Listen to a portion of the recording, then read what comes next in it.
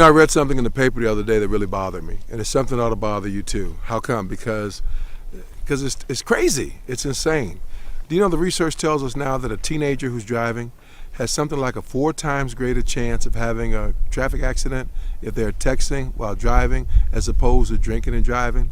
Now think about what that means, guys. What that basically says is you have more chance of killing yourself texting and driving than drinking and driving.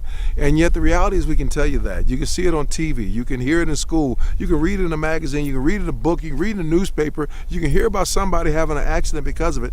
And yet you then get in the car still and think, but I can do it. I can pull it off. Now the reality is this. You can't. You've just been lucky. You ought to be very grateful. You've been lucky. But think about this a minute. How many of you sitting out there right now, and go ahead and raise your hands. Why? Because everybody else needs to see it. How many of you out there right now have ever been in the car with someone who started texting while they were driving? Huh? Just go ahead and raise your hands. Anybody? All right, cool. And this guy over here too. We're in LA, he's done it. And how many of you ever noticed then that once you've done that, the car started moving over to one side or the other side? And you know what? You could have died.